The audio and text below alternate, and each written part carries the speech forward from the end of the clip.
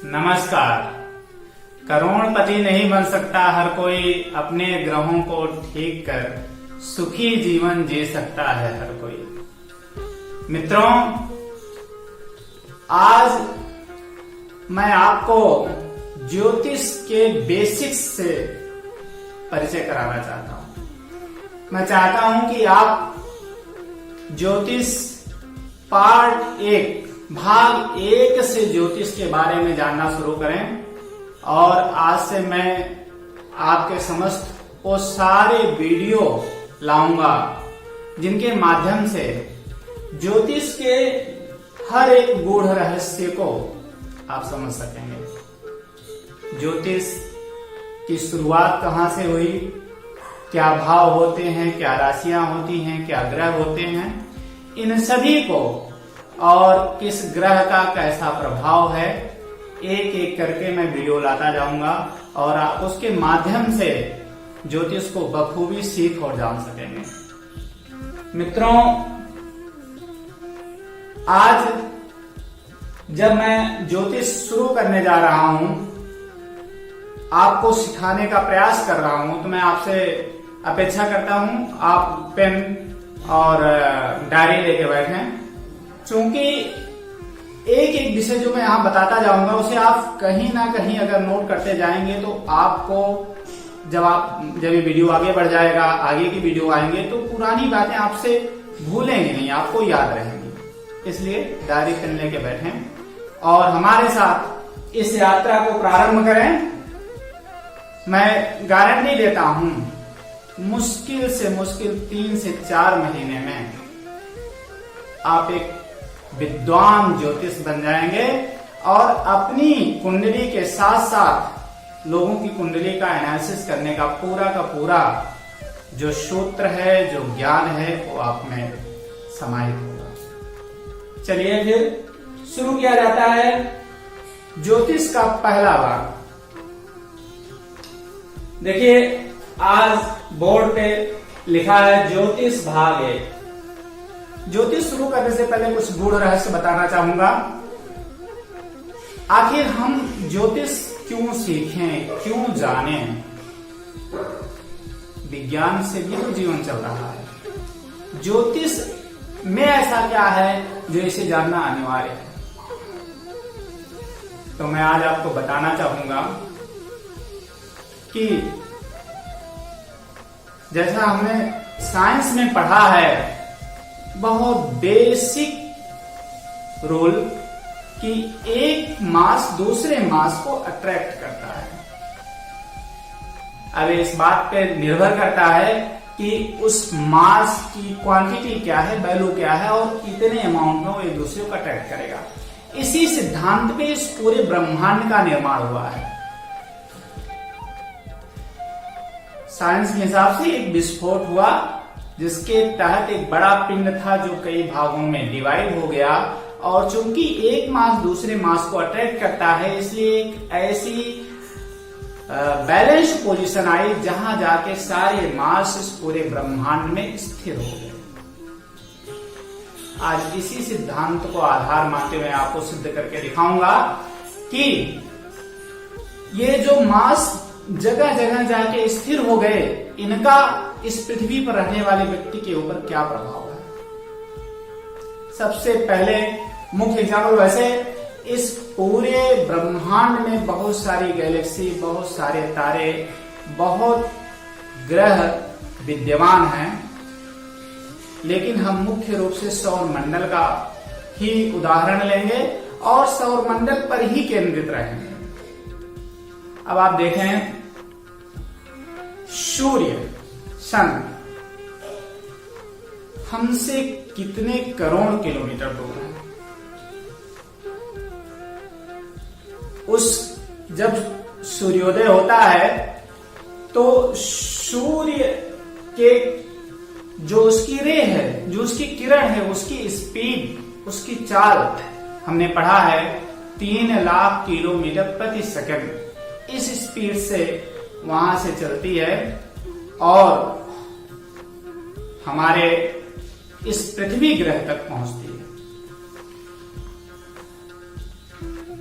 अब अगर सूर्य के किरण में वो ताकत ना होती जिसके माध्यम से क्लोरोफिल के जरिए हमारे पौधे अपना भोजन बना सकते, तो क्या हमारे पौधे इस धरती पर जिंदा होते? नहीं होते। तो इसका मतलब सूर्य के किरण पड़ने से, जिसे हम प्रकाश संश्लेषण कहते हैं, सूर्य की जब रेज उन पौधों पर, उन पौधों की पत्तियों पर पड़ती है, तो वो अपने भोजन बनाने की प्रक्रिया की शुरुआत करते हैं। ऐसा हमने साइंस में भी पढ़ा है। तो साइंस कह रही है कि ग्रह जो हमसे कई करोड़ किलोमीटर दूर है, उनका प्रभाव इस धरती पर रहने वाले जीवों पर है।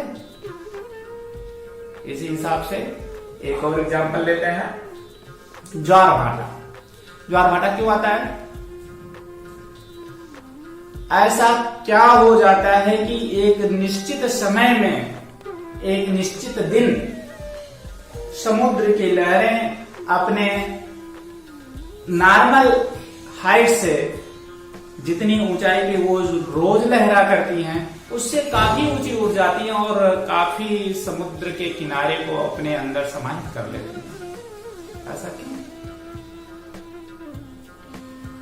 ऐसा इसलिए कि उस दिन चंद्रमा हमारे अर्थ का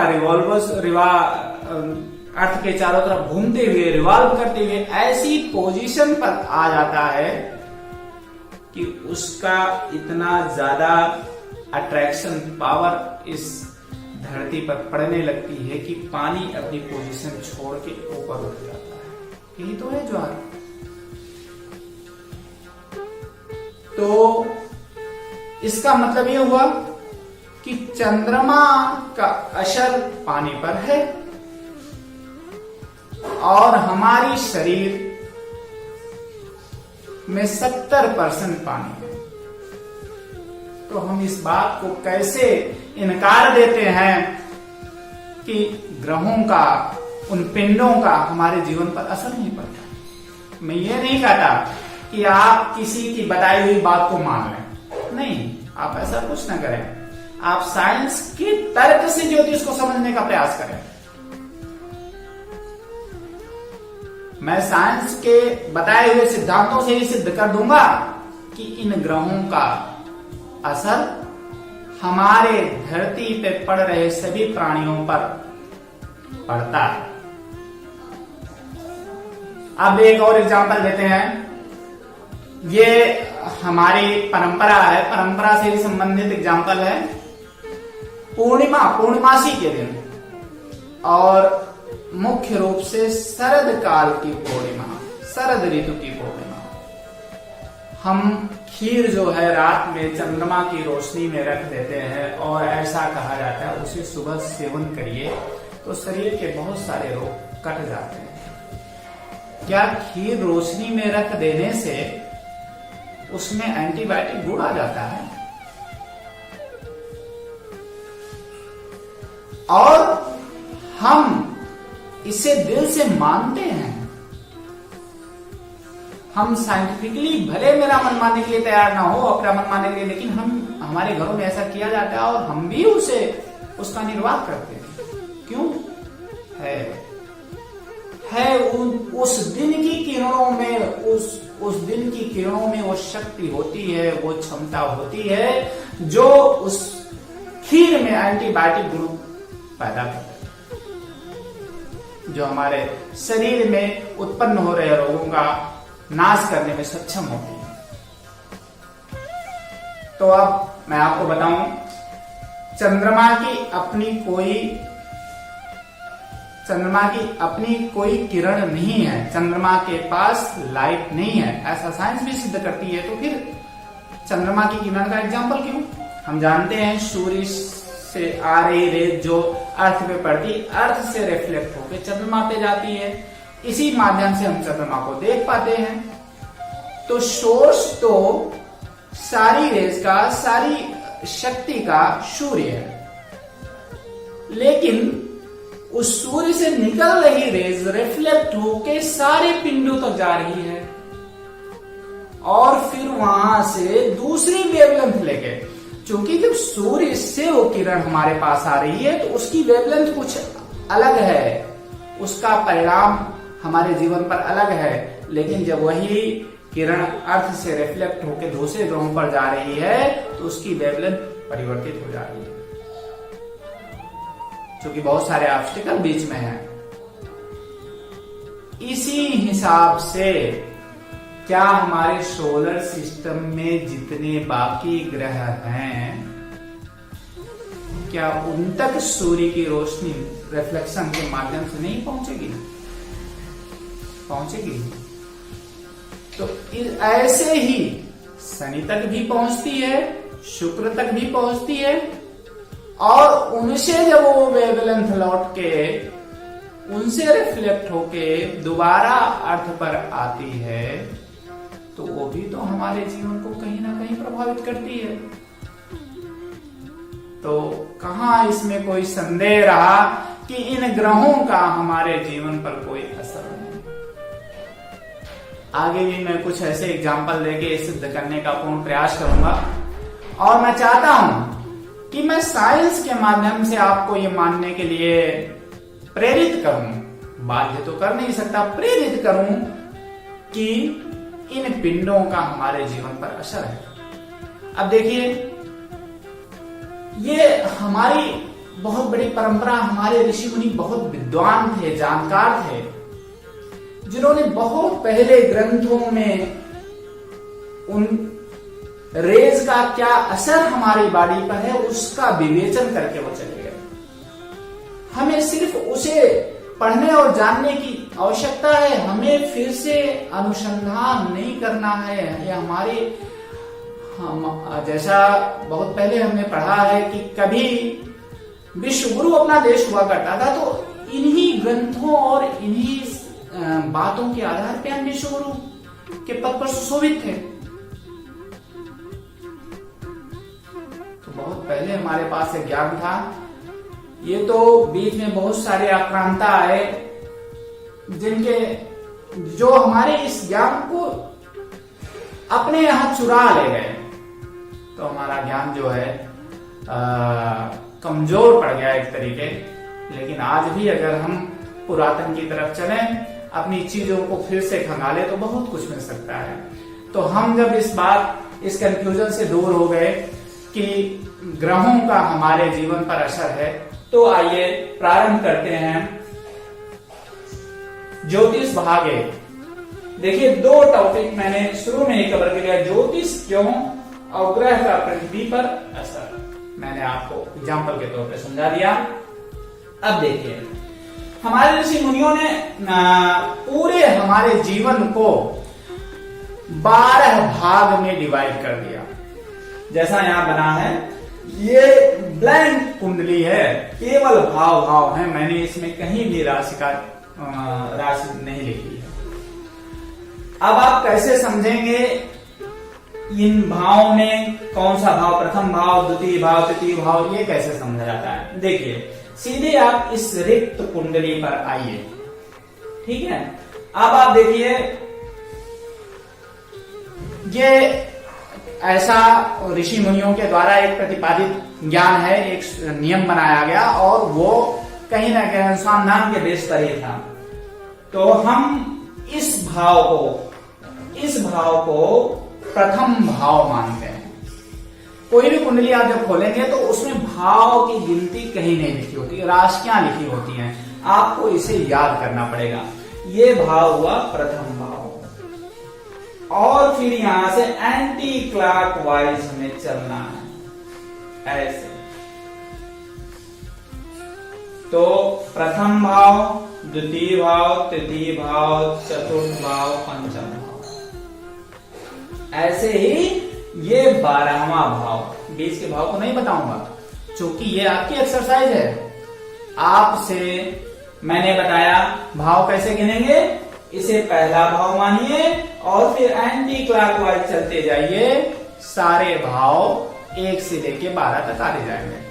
अब मैं आपसे ही प्रश्न पूछता हूं क्योंकि प्रैक्टिस अनिवार्य है। जब मैं आपसे प्रश्न पूछूंगा तभी आप जो है अपने आप को कहीं ना कहीं जो है उसके सक्षम पाएंगे और अपनी प्रैक्टिस को आगे बढ़ा पाएंगे। अब आप मुझे बताएं इसमें से 10th भाव कौन सा है? गिनना चालू करें। प्रथम भाव, द्वितीय भाव, आगे आप गिने। देखिए आप यहां से गिनेंगे तो ये भाव आएगा 10वां भाव। प्रथम भाव, द्वितीय भाव, तृतीय भाव, चतुर्थ भाव, पंचम, षष्ठ, सप्तम, अष्टम, नवम और दशम। ये हुआ 10वां भाव। अब आप मुझे बताएं सप्तम भाव कौन सा है? आप कुंडली गिने, कुंडली में ध्यान दें और एंटी क्लॉकवाइज चलना प्रारंभ करें। तो आप जब शुरू से चलेंगे तो पाएंगे ये सप्तम भाव। तो इस हिसाब से एक बार मैं पूरे भावों को गिन देता हूं। 1, 2, 3, 4, 5, 6, 7, 8, 9, 10, 11 और 12। ये 12 भाव हैं और इसी में हमारा पूरा का पूरा जीवन है। हर एक भाव अलग हमारे जीवन के अलग अलग पार्ट को इंगित करता है। हर एक भाव के माध्यम से किसी भी व्यक्ति के जीवन के, जैसे एग्जाम्पल के तौर पे हम अपने बारे में अगर जानना चाहते हैं तो हम कौन सा भाव देखेंगे? हमारी लंबाई कैसी है, हमारा रंग कैसा है, हमारी कदकाठी कैसी है, हम का किस तरह की हमारी सोच है, तो कहां से देखेंगे? प्रथम भाव से, जिसे हम लग्न भी कहते हैं। इसी हिसाब से मैं आज आपको केवल 2 भाव का एग्जाम्पल दे रहा हूं। अगले एपिसोड में मैं आपको हर भाव का क्या मतलब है ये समझाऊंगा। तो प्रथम भाव में ये सारी चीजें देखते हैं। द्वितीय भाव, इसका एग्जाम्पल देते हैं। द्वितीय भाव से क्या देखेंगे? हमारा परिवार, हमारी वाणी, हमारा धन, हमारा फाइनेंस, ये द्वितीय भाव से हम देख सकते हैं। तो इस हिसाब से 12 भाव से पूरे जीवन को हम देख सकते हैं। कोई भी ज्योतिषी अगर ये जान जाए कि आपका प्रथम भाव में कौन सी राशि है तो आपके बारे में 60% चीजों को बता सकता है। तो मित्रों, आज का वीडियो बस यही समाप्त करते हैं। आज मैंने आपको ये बताया कि भाव किस हिसाब से गिने जाते हैं, और ये ध्यान रखिएगा ये भाव कभी बदलते नहीं, ये भाव एकदम फिक्स है। हमेशा इसे प्रथम भाव गिनेंगे, केंद्र के भाव को, इस भाव को प्रथम भाव, और एंटी क्लॉकवाइज चलते हुए सारे भाव आ जाएंगे। इसमें राशियां जो पड़ेंगी वो बदल सकती है, जो मैं आगे कायदे से डिटेल में समझाऊंगा। अगले एपिसोड में मैं आपको ये बताऊंगा कि ये सारे भाव किन किन बातों को इंगित करते हैं, किस भाव से क्या देखा जा सकता है। तो फिर विदा लिया जाता है। मैं आप सभी को तहे दिल से धन्यवाद देता हूं हमारे पुरानी वीडियो को देखने के लिए, और मैं आपसे आग्रह करूंगा कि आप हमें डायरेक्ट कॉल ना करें, क्योंकि बहुत व्यस्तता रहती है। आप इस वीडियो के डिस्क्रिप्शन में जब देखेंगे तो हमारा व्हाट्सएप नंबर और बाकी डिटेल दिया हुआ है, आप वहां से अपॉइंटमेंट ले लें। बहुत मामूली सी रकम है जिसका आप पेमेंट करके अपॉइंटमेंट ले लें, और अपनी कुंडली का पूर्ण विवेचन जो भी जानना चाहते हैं अपॉइंटमेंट लेके आप कुंडली दिखवा सकते हैं। इसी के साथ मित्रों, नमस्कार, और मेरे साथ एक बार प्रेम से प्रभु का नाम लीजिए। मेरा आपकी कृपा से हर काम हो रहा है, मेरा आपकी कृपा से हर काम हो रहा है। करते हो तुम कन्हैया मेरा नाम